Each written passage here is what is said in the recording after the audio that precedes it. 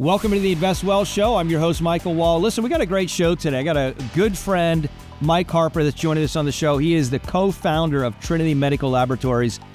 But even more impressive than I think his co-founding of that company, he's been through a significant journey. And I think this is going to connect and resonate with many of you watching and even listening out there.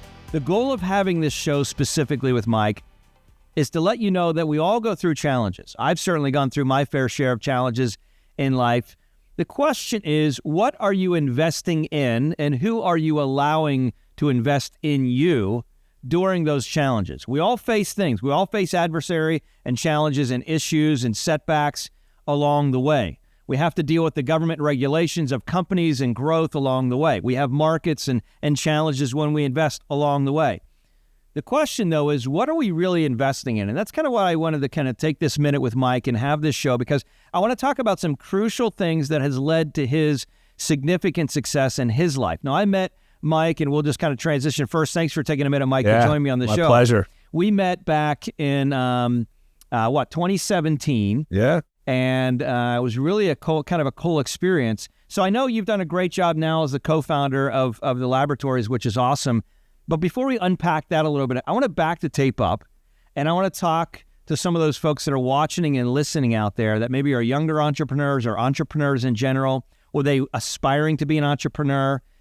Maybe they've made some good choices or bad choices in life, and you've just come through so much, Mike. And I tell you, just before you start to share, if you don't know Mike, I have been through the years in many different capacities, just admired his resilience.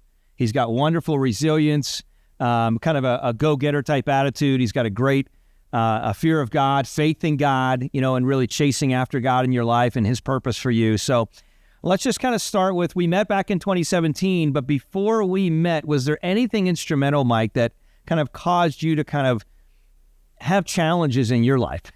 Right. No, I think being 2025 now and press and rewind, I look back to where was I a decade ago and what was I doing in my life? What did my life look like leading up to the point that we met, which was a pivotal time in my life. So 2015, 2016, I start to think back to my story, and it is a story of resilience. Yeah.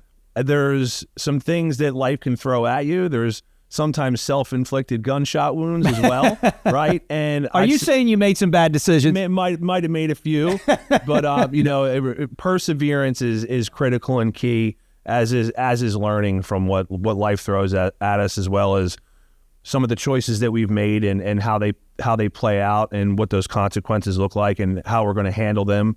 Are we going to face them with integrity?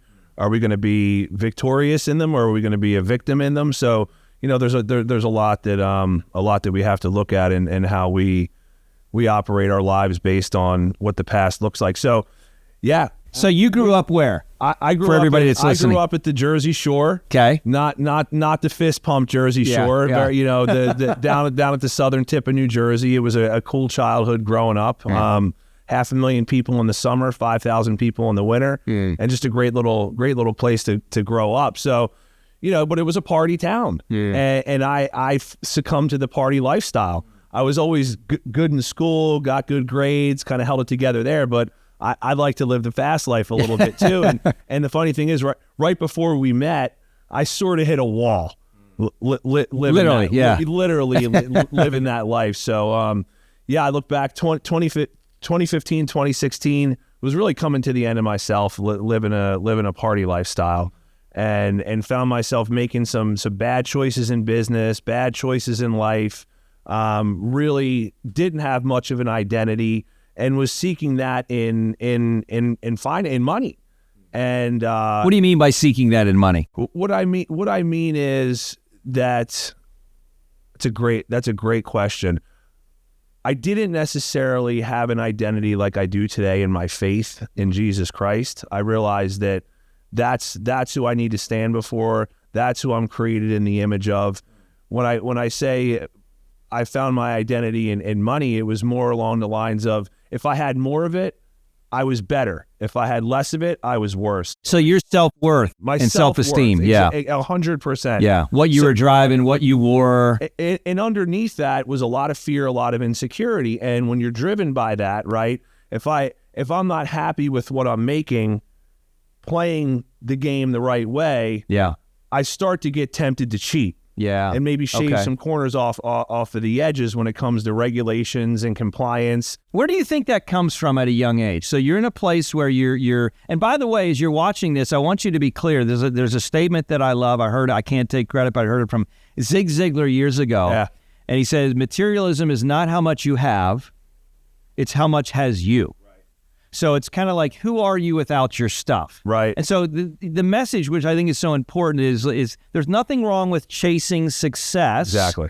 It's just if you're defined by what you achieve, it causes you to be a very shallow person. So let's back the tape up a little bit. And what do you think? I call it the financial blueprint. Like we all been instilled. Everybody's had a financial blueprint, Mike. Right. Where how they see money as a child. What did that look like for you? A very up and down financial life in my childhood, in my household. One minute everything was great, the next minute the other shoe was falling off. So it looked a lot like this growing up, and I can remember saying to myself, I'm never going to live like that. I'm never going to be broke. So there was a fear, an unhealthy fear developed from an early age, and I saw myself never wanting to be the way that my dad was. I loved him to pieces. He was a great guy. But when it came to that area of life, it created a lot of insecurity, a lot of instability, a lot of fighting in my household. And I knew I didn't want that. And, you weave that into just insecurities anyway. You're a teenager, you're growing up. And I think what ended up happening as I got into my 20s, when I mentioned that I found my identity in that, my self-worth is really what it was, not my identity. So if I played sports growing up, the more points I put on the board, I'm winning. Yeah. The less points I'm losing. And this is all going on in the subconscious. This isn't something that I'm thinking on the forefront of my mind. Did you have any voices in your mind at that time that were kind of encouraging you to, no, the money is not who you are? Or is it just, you're just whatever the crowd says? I lost my dad when I was 23, 24 years old, just as I was getting into my professional life. And I didn't have mentorship at that point. I didn't really know to seek it. I seek it today actively. I always have mentors in my life. But at the time, I did not. I was sort of just flying by the seat of my pants. But I was always a hustler, a hard worker. I was driven and ambitious and, got married. Wife, we're actually married 19 years next month. Wow, congratulations. Have a beautiful daughter. Thank you. Beautiful daughter who's 17. So a lot of blessings along the way. Yeah. But back in 2015, 2016, headed into when we met, I had really started to make some poor decisions in business. I was in the healthcare industry and sales. Realized that that's not the direction I wanted to go in my life, and quit my job, and didn't know what I was going to do next, but knew that I didn't want to be that person anymore. Was drinking a lot, had fell into a prescription pill addiction. It was just a terrible storm that I had really created myself. And at that point, I'm 36 years old, and I hit timeout, and I say, who do I want to be?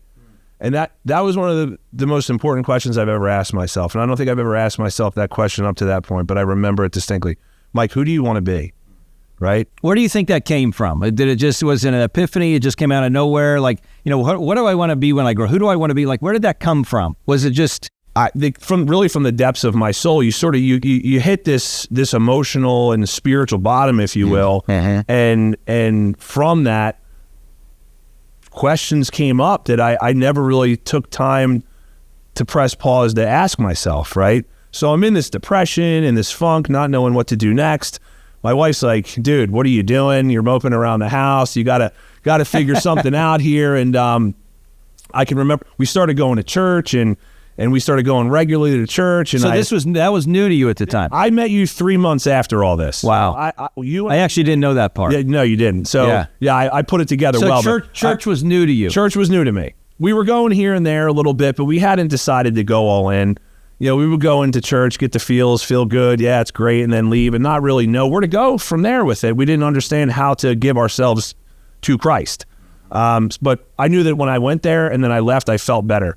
I felt better leaving than when I walked in. I see. And I knew there was something to that. So I wanted to keep doing that because I wasn't feeling so good. So I'm like, I like this. Yeah. And, all of a sudden men started surrounding me and encouraging me. Hey man, why don't you get with some Christian guys? Why don't you find a group? Why don't you do this and do that? And I just surrendered to the process, man. And then I can remember right around the time we met, it was March of 17, and I was on my back porch, my back patio, and I was in tears, and I'm like, you know, Jesus, if you're real, I believed in God. I believed in some creative intelligence out there. The Jesus story didn't ever make much sense to me. What's this God, man? I didn't understand it. But Jesus, if you're real, I need to know. And I felt this supernatural rush just hit my heart, my entire body. It felt like it melted. It just, and this wave of forgiveness and love and peace overcame me to the point where I just fell to the floor and started weeping. And I can remember saying, it's you, it's really you. And it still hits me to this day. That's awesome. And that's the day that changed the rest of my life. Wow. And I knew that I wanted to get into business. I knew that I loved the healthcare industry.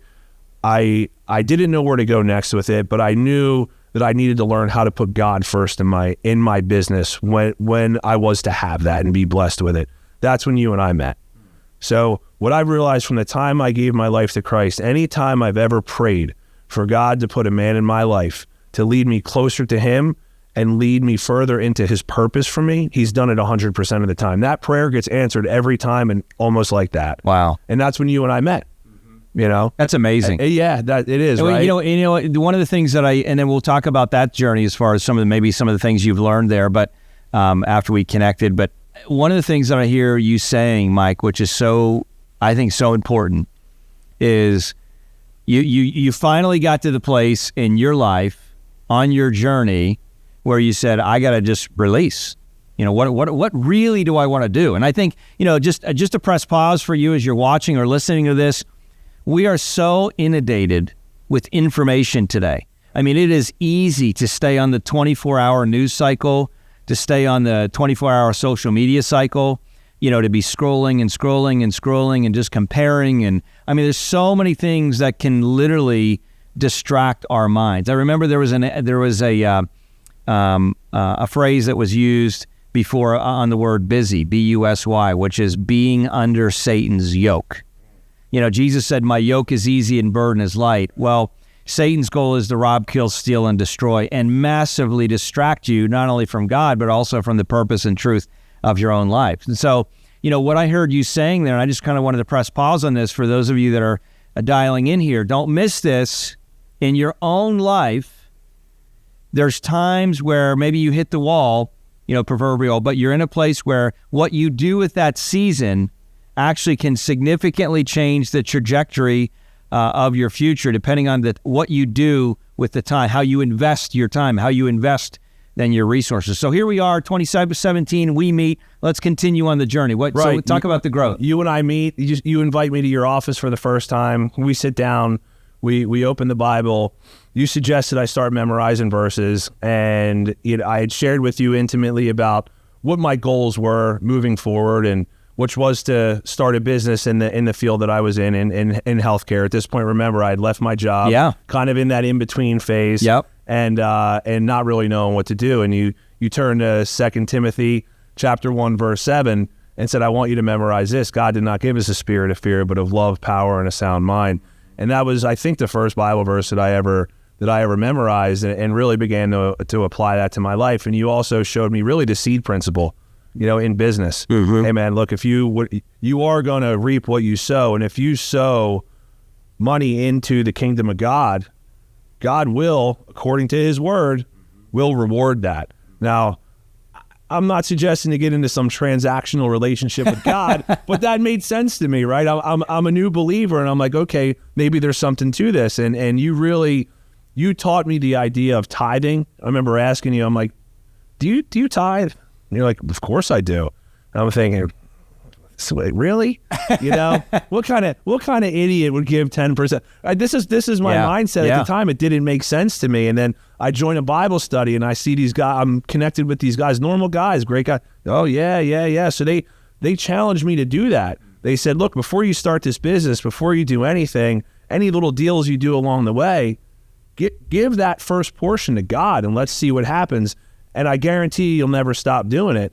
And that has held true since 2017. But the first risk I took was to trust in God, right? Well, and you know what that does, Mike, just practically, right? Obviously, we're honoring God's principles and investing in kingdom purposes.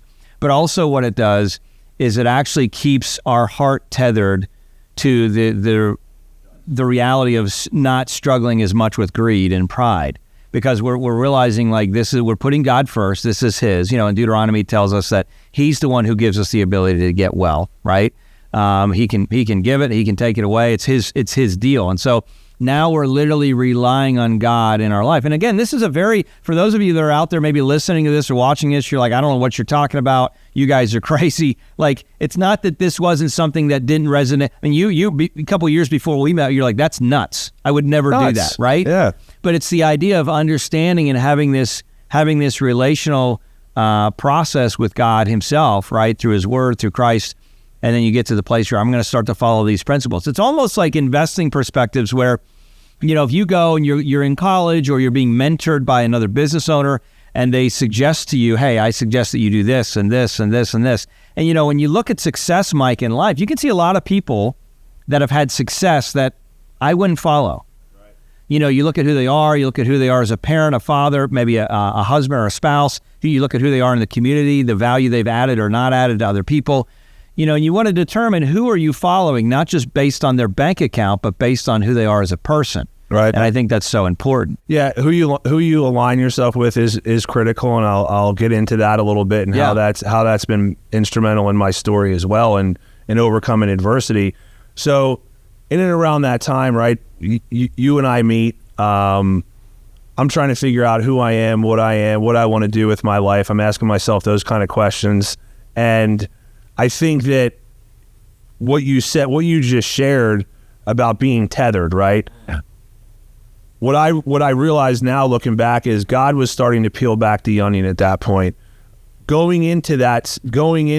What do you mean peel back the onion? So I know, you know, but so what I mean is this, right?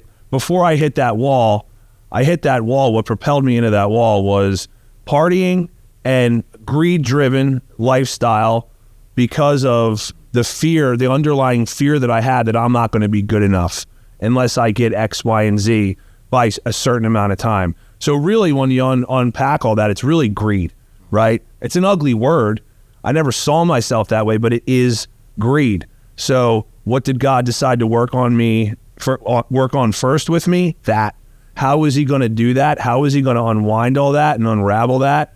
Well, He was going to teach me how to put Him first in my finances, to tether my heart to Him is really what it comes down to, that it's all His anyway. Yeah. That it's not mine. What did that do for you, Mike, when you started to, and I don't mean like you were saying earlier, it's not a transactional relationship. What did that do with your heart, your mind, your peace personally, just saying, okay, I'm going to follow these principles and I'm going to put God first?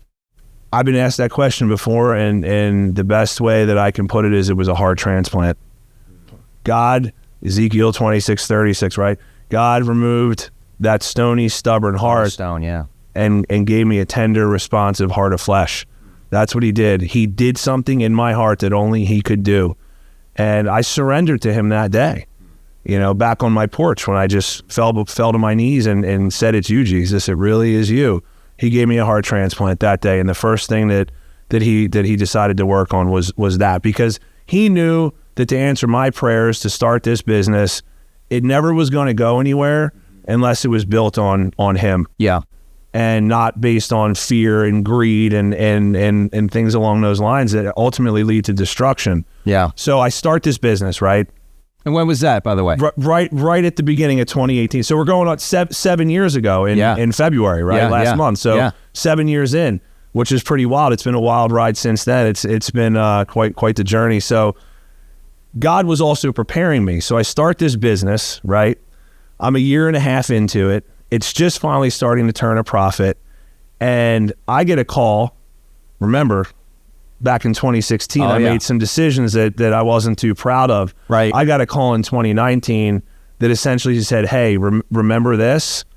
This was a lawyer friend of mine. Wow. Well, you got some trouble to face, and you're gonna be charged with 14 felonies. Wow. And I'm thinking, what? And this is in 19. I'm getting a haircut at this time, getting ready to fly to work, and I get this call. Wow. And it was the ultimate gut punch. I mean, I couldn't believe it. It's like, wait a minute, 39-year-old Mike is going to deal with what 35-year-old Mike did? I thought that was behind me. I'm not even that same person anymore. And I knew that I was walking into the storm of a lifetime, man. I was walking into the storm of a lifetime. I knew that this could completely destroy my career, could completely destroy the business that I had built. Remember, I'm getting in trouble in the same industry that I'm now owning a business in. So let me ask you this question, Mike. So as you entered into that, so here you are, 17, we connect, 16, 17. You have this transition. You're making changes in your life and how you're living. You start a business. You start to grow. You find out in 19 you're being pulled back to where you've been before. And by the way, I understand a lot of what you're saying. I've been through a lot too in different capacities. But tell me about your mindset. Even though, I mean, it was tough. You know, it's hard to kind of save face and stay focused in a lot of ways. But you had some tools now. I did. Even though you may not have implemented them well all the time, right? You still had some tools to know, like, what does it look like when you face challenges now versus a couple years prior at that time. So talk to me about 2019. You're getting this phone call, you're getting your hair cut, your barber's getting you high and tight, you're looking good as you always do, and you're in a place where you're having to make this decision of how you're going to operate in a world you can't control. So let's talk about that. Yeah, so that's like that question I asked myself 3 years before, who do I want to be? I remember asking myself, who do I want to be through this process? Yeah. I had to ask myself that question because I had to be intentional about who I was going to be, meaning was I going to be a man that walked through with his head held high, that walked through it with integrity, that walked through it in truth? By this point, some of the tools that I had acquired, well, one was 2.5 years in walking it with God, 2.5 years of walking as a sober man, 2.5 years of building up credibility, trust from the people around me, solid relationships restored from the past. So I'd really built up a great army of people around me who knew my heart, who believed in me, and I knew they were going to be behind me to walk through this process. I remember flying up to New Jersey to meet with each of my clients, looked them in the face, shared this story with them, was vulnerable with them, was honest with them, and said to them, hey, look, I think the best thing for me to do is this point to divest, to step down, and completely pull away as I go through this process and just surrender to God and what he's going to do in my life. Now, you're in business. Yeah. You understand business. Talk about aligning yourself with the right people.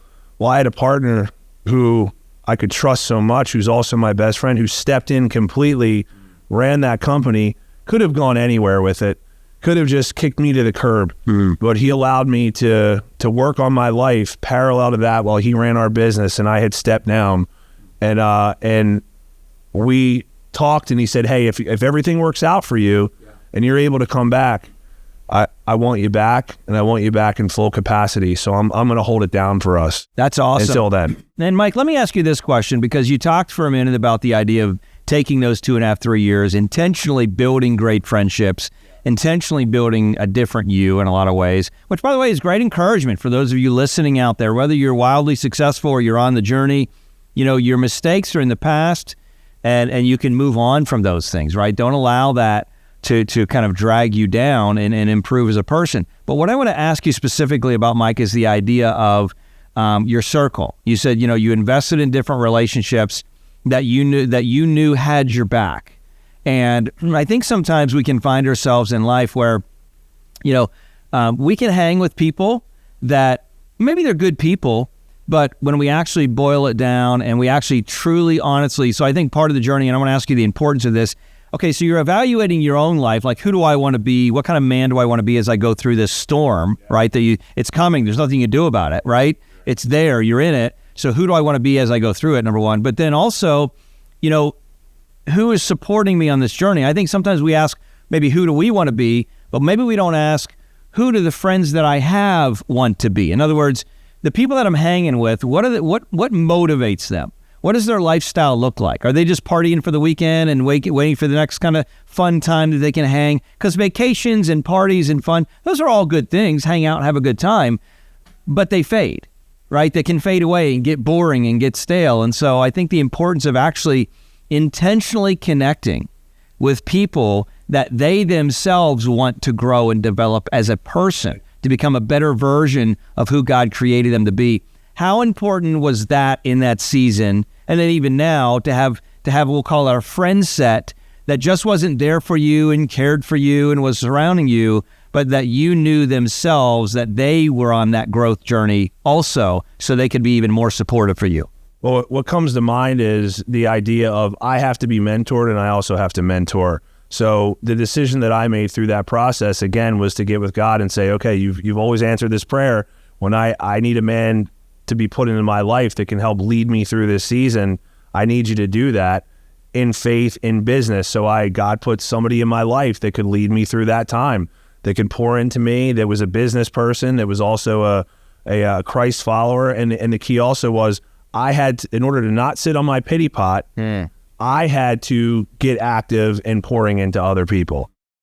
Why was that important, do you think, Mike? Pouring into others as well? Well, one, it takes the focus off of me, right? Because if not, all I'm going to, there's a saying that I heard a long time ago, I might not be much, but I'm all I think about. Yeah. Right. So it's one of those deals. Yeah. It's so easy to get up and the first thing I think about is me. I think about me all day, how I feel, what I want, this, that, and the other thing. And it's just, I think, human nature. And to break outside of that and to really have peace, to really have joy, to really have serenity in my life, I found it's essential to pour into other people. I found that in a 12-step fellowship. I'm in recovery, have been for a long time, and I decided, okay, if I can't do my job over here, I'm going to do God's work over here. And I'm going to give myself to that process, and I'm going to lead other men into a relationship with God. I'm going to lead other men on the path of sobriety, and I found so much purpose in that. Look, I sat out of my own business for 2 years. And how hard was that, Mike, in relation to kind of giving up, mentally, getting yourself to process the reality that, whatever, maybe financially, maybe I don't live financially in an environment that I thought I always would, and maybe that's not going to be there. Maybe it's just mediocre financially for me in life. Right. Like, how hard was that to disconnect and really, because you're kind of saying, okay, God, really what you're doing what I hear you saying is whatever you want to do with my life, God. 100%. Right? If it's living with wealth, great. If it's living without wealth, great. But I know that you got it. You're going to provide my daily needs. Right. So I'm good with whatever. And I'm willing to invest into, whatever that looks like. How hard was that for you in the process? Well, what's the gift that I got during that process is I learned how to pray on offense. I learned to thank God, not for necessarily just what was going on in my life, but for what he was doing. For what hasn't happened yet. God, thank you for the miracle that's going to happen at the end of this process where you will be glorified. Thank you so much for these trials and challenges that I'm going through today, because it's shaping me and molding me and crafting me into the person that you've created me to be, to lead other men in recovery, in business, lead my family, right? To lead my family, which is, I didn't mention that, but my gosh, to have a wife behind me who supported me all the way through this process, man, it's priceless to have that. So I prayed on offense is what I did. And that process took 2 years. I didn't know if I was going to have my job, my business. It wasn't my business anyway. What was going to happen, right? Yeah. Was I going to be a felon? Not. Let me just, at the end of 22 months is what that process took. I get a call from the state, and we meet, and the prosecutor says, I've never done this before, and I'm never going to do it again, but you're not going to be a felon. You're going to have full permission to go back to work, to resume your role at the company.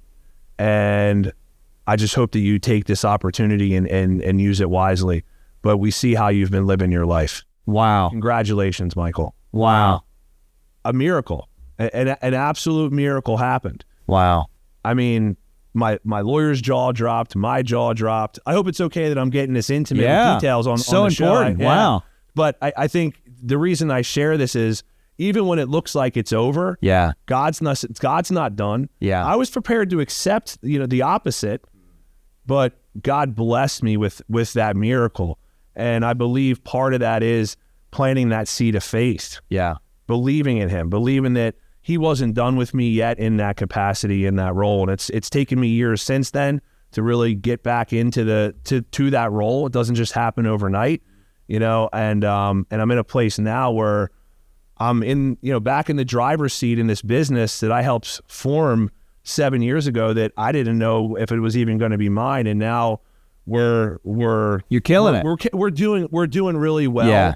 And we're doing it the right way. Yeah. And I can look at myself in the mirror and be proud of who I am today and the work that I do today. And what a beautiful feeling that is, that God rooted out of me that fear-driven greed that plagued me, that I didn't want that. Yeah. Well, Mike, a lot of people are in a place where they feel like, I just had a conversation the other day where, we were having a conversation talking about the idea of feeling at times when you feel like you're centered and you're at peace. Like, where does that come from? And a lot of times the allure, we'll call it, of the world is, we'll find peace when we're completely in control. When we have control of our career, when we have control of our finances, we have control of how much money we have. We have control of, I won all of these achievements, and people are like, wow, all these things. But the reality of it is, we actually don't find peace in control. We find peace in surrender. And the reason that this is so important, this is what I'm hearing you say as you were going through and waiting for the verdict, and God came through and blessed you in a significant way. But the point was, regardless of what the outcome was, you had surrendered that to God, and you got to the place where you're like, okay, God, hands open. I'm up for whatever you want for me to do. I love, I say this a lot. I love what Zig Ziglar says. He said, there's 3 things I know in life with absolute certainty. And number 1, there is a God. Number 2, it ain't me.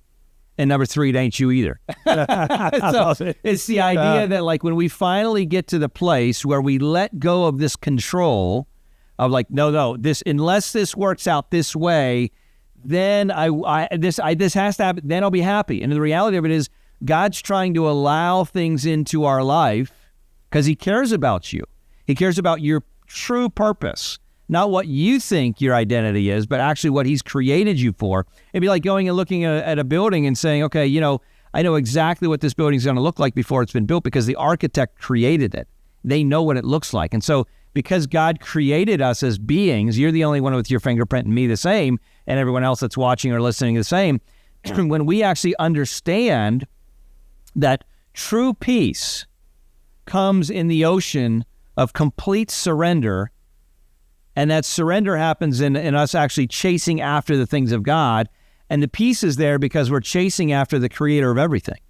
So nothing is outside of his purview. Nothing is outside of his control. It reminds me of the feeling, and not everybody had this experience, but when you go home, sometimes when I was young, I'd go home and you're just in a place where you just have a sense of peace, because I knew that my dad had it. It wasn't always easy. But I knew that he was going to take care of things. And obviously that's the type of environment that I've wanted to take care of and try and provide for my family. But the point is how much greater that is when we actually learn to surrender to the being, God, that spoke and created everything. And that's what you're talking about there, and which really I think what's helped you propel and catapult into the success now that you've had with you and your partner through Trinity Medical Laboratories. So let's talk about that, Mike. What does this look like now? What are you guys doing in business? You're not out there like taking blood like the Red Cross per se, but what is the business that you're in? What do you guys specifically do? We've sort of found our niche and our identity 7 years into it at this point, and really who we prefer to work with, who we serve best, are high volume mental health and behavioral health facilities. It's near and dear to my heart. Like I said, being somebody who's in recovery, I understand what these facilities go through on a day-to-day basis. I understand what their clients go through on a day-to-day basis. I was a client at one point, right? And I understand exactly what they need for their clients and what their employees need in order to make it all go around. So we really plug in as a highly valued vendor with every one of these facilities. So that's our target at this point. I love it. Yeah. I love it. Is there anything else, Mike, that you want to share that we missed on your journey that you think is crucial?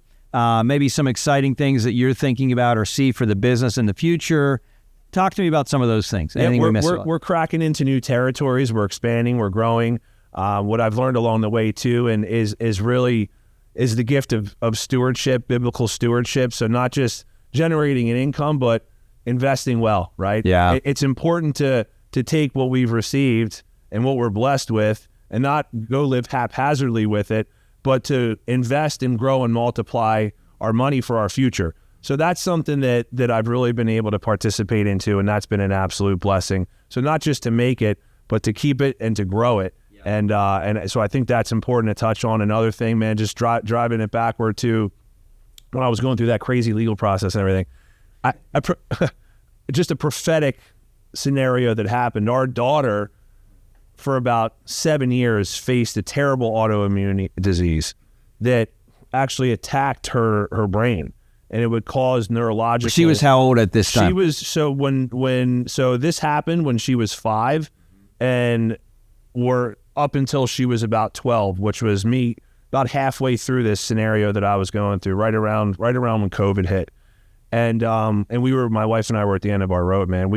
We tried everything imaginable. We were flying, to different states, seeing different specialists. Nobody could do anything. We had to pull our daughter out of school. She wasn't capable of really being in a school environment. It was completely attacking her brain, and we didn't know what to do. It was really a strain on our marriage. I found us fighting a lot and everything. And remember, I at this point, I'm all in on my Christian walk, and I'm really meeting some great people, some great mentors around me. And somebody invited me to their place of work and said, "Hey, I really believe if we pray for your daughter, that God's going to do something big." And we did. And my wife was kind of like, "I don't know about this." I said, "Look, what do we got to lose? I believe." And my daughter said, "I believe that God can do something." Because at this point now, she had started walking a Christian path, and she had started believing in the power of Jesus and the Holy Spirit. And man, sure enough, we prayed for her, laid hands on her, and she used to have these huge dilated pupils. Because you could see when it was her immune system attacking her brain, and you could see her, it would be all black. Her eyes were... Wow. And we walk in there like that, and we pray, and she opens her eyes, and I watch her eyes go to normal. Wow. And she looks at her mom and says, "Mom, I'm healed." Now that was 5 years ago. Wow. In February. Completely gone in that instant. Wow. What we were told that was incurable. Gone. I witnessed a miracle in my daughter. Yeah. So that was prophetic in that I knew if he was going to do that, what he can do for me, forget about it, man. Yeah, all bets are off. Nothing's impossible. And you've had health issues yourself with your to just touch slightly as we're on our way out of your disc. You had and this is totally random. Totally. So my wife and I were a couple years ago. We're flying to the islands she had some work event to go to for a few days, and I decided, all right, I'm gonna come with you. It was a little 3-day event. We're on the way over there, and I'm in the plane, and I feel like. No, I've never been shot, thank God, but I imagine if I was shot in the back, it might feel like this. I about fell out of my chair on the plane, and it turned out that a disc ruptured in my neck and hit my spinal cord and caused complete paralysis in my right hand and pretty much killed and fried my ulnar, median, and radial nerves in my arm. So my arm I'm right-handed, my right arm just went limp. Wow. So immediately. Within a day or two. Yeah. I'm in the Dominican Republic, so I'm really not knowing what to do with myself at this point. So I decided to fly home and go, go right to the emergency room, and needed emergency surgery and all that. And that's been a 2-year journey healing from a spinal cord injury. So obviously my hand's not paralyzed anymore, but it's something that I really decided that's something I had to lean into. I'm going to have to lean into this recovery process. And guess what? Just like other things I've been through, it's not happening tomorrow. This isn't a microwave process. Yeah. It's going to take time and maybe some years, if at all. Doctors are telling you, I don't know if it's ever going to come back. So you're hearing those negative voices in your head. And I'm having to speak against that and say, well, thank you for your opinion, but I disagree with you. And I'll make sure that I come back to you and show you what God's going to do. I want to interject right there. You said something that's so important. You said I had to speak against that. In other words, there's a good friend of mine. He's a great counselor, Johnny Rios. He talked about the idea of controlling your rudder. James talks a lot about the tongue, and you're in a place. What you just said there, the book of James, what you just said there, Mike, is you said, I had to speak against that. Now, I know that sounds crazy to a lot of you that are watching this or maybe listening to this. Maybe you never experienced that. You never experienced the move of God in your life. And that's okay. So it's okay to come on this journey kind of wherever you are. That's the beautiful thing about the relationship. But what I'll say is, talking about going back to investment, like there's different types of investment. It's one thing to have a lot of money, but if you're not investing in other areas of your life, it's kind of pointless, right? So what you said there is I had to speak against that. And I just want to kind of pop in on that because that's so important. We're all going to face challenges in life, especially those of us that are trying to kind of move the ball and actually add a lot of value to other people. We're going to face real challenges. And sometimes you're like, gosh, another one? Okay, God, but it's like God knows what we need to refine us, and he cares more about us becoming more like who he is than who we were. Yeah. And so you took the initiative right there when you're hearing negatives. Yes, you're listening to medical professionals. Yes, you're taking advice, but you're choosing. It's a choice. You're choosing to say, time out. I believe God, he may not, but I believe God can do whatever he wants to do here, and I'm going to speak truth or faith and hope over my life, right, and not just sit and stew on the thoughts of like, oh my gosh, what am I going to do? I'm going to be paralyzed or whatever for the rest. Like, we can choose that, or we can choose the other side. And so the same tongue that blesses can also be the tongue that curses. We need to be cautious of what that looks like. Yeah, and we can call that faith, but we can also call it just plain brain science too. Yeah. Right? What voice am I going to feed? Yeah. Right? If I tell myself I can't do it, I'm right. If I tell myself I can do it, I'm right. Right. So I'm not suggesting to live in denial, right, and just disagree with a doctor who's probably given me some reasonable advice based on past experiences. Absolutely. So what I'm going to come against is my own negative mindset. Yeah. Because if I'm going to receive what he's saying and just go 100% on that, he's right. Right. He's 100%. It's not coming back. Fine, it's not coming back. But if I come against that with an attitude of positivity, with an attitude of perseverance and resilience, I'm not guaranteed that it's fully coming back, but I'll tell you what, I'm guaranteed it's going to be a lot better than what he says probably at that point. And if nothing else, I guarantee that I'm going to be living with a much better attitude. Yeah, which is a heck of a lot better. Well, you're going to live. You're going to live with you the rest of your life. 100%. So it's this idea of like he was wrong though. I'm just letting you know. I love it. He was wrong. You're coming back. You're here. Yeah, I'm here. And look at you moving your arm, man. I'm moving it, man. If you're not watching the video, I mean, I see you in the gym. You're doing your thing. And here's what's cool is you didn't just come along this and cross, because it literally, I mean, I saw the smallness in your arm. You lost muscle, all kinds of everything, stuff. It was done. And so at the end of the day, I've seen your discipline of not just believing strong, but also putting the work in the gym, doing what you need to do. Well, that's where you invited me to come on, was in the gym, man. You came up to me and you said, I really think it would be a good idea to come on and really share the story. Talk about perseverance. So restoration in my family, restoration in my marriage. I didn't talk about that, but that's happened too. Because clearly some of these issues can cause a strain. Restoration in my health, physically, restoration in my mental health, restoration in my financial health, restoration in my business life. So it's unbelievably I shouldn't say it's unbelievable. It's miraculous. It's beautiful, and I get to live a life beyond my wildest dreams today, and I'm humbled by it. Because I know exactly who I owe it to. It's not to myself. I have to participate. I need to partner with God. We need to co-author my story. But he's fully in charge, and I like the results more so than when I'm fully in charge, because that's not it's not the best. It's not where you want to be. No, it's not where I want to be. So let's leave as we're ending the show here, Mike. What's one or two verses that you feel have been kind of go-tos for you on the journey? Well, I can say that 2 Timothy 1:7, but also John 15:5. Jesus says, I'm the vine, you're the branches. Whoever remains in me and I in him will bear much fruit, for apart from me you can do nothing. Right? So that about says the whole thing right there. That sums up life, right? So if I'm detached from the vine, I have nothing. If I'm abiding in him, if I remain in him, I'll bear much fruit, lasting fruit that remains. And what an unbelievably beautiful promise, man. And if you're talking to someone right now that's going through a trial, or they're metamorphosizing in their own life, they're trying to kind of grow and develop. It's not easy. what's one quick piece of encouragement that you would give them, either in business or in personal or something that might connect with all? Find a mentor, and it's not as hard as what you think. Because if you're willing, even if you don't believe in God, if you think it's hocus pocus, try it anyway. God, I don't know you, but I really need some good direction in my life. If you're real, can you please put somebody in my life that can lead me down that road? I believe fully that he will answer that prayer, whether you believe it or not, and whether you believe in him or not. And maybe that's how he'll reveal himself to you is through that process. Good direction. Last thing I'll say is this. I think it's funny. Proverbs 12:1. Now, this is the New King James Version. It's the only place in the Bible I've ever seen the word stupid used. And I don't want to be stupid.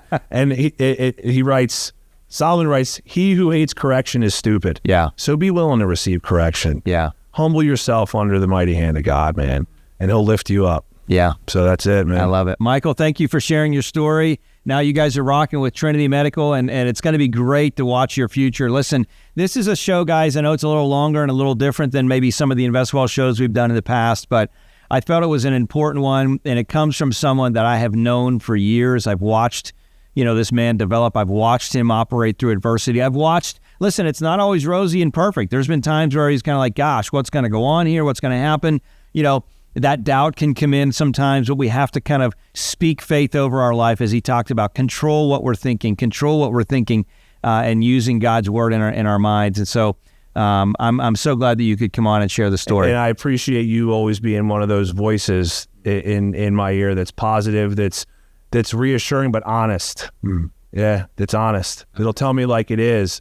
And that means a lot. So thanks for the relationship we've had over the last 8 or 9 years. I've loved it. And it goes around because there's different seasons in life where we all go through different things. I'm actually in the middle of a season right now. Many of you may not know, and I'm going to talk about that later in my life, not today, tomorrow, but a little bit later. But what's interesting is God uses these seasons to refine us.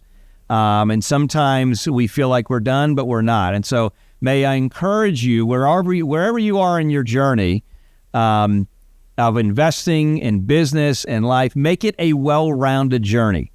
Allow yourself to realize that you're not just a one-spoked pony. You're not just a go make money situation. You need to take care of the entire you to really have an investment journey that's well designed, well encompassing, and actually lives well in every aspect of life. Having a lot of money is great, but doing it without being well-rounded is, in my opinion, not success. So be blessed. Share this with someone that needs to hear it, and we'll talk to you next time.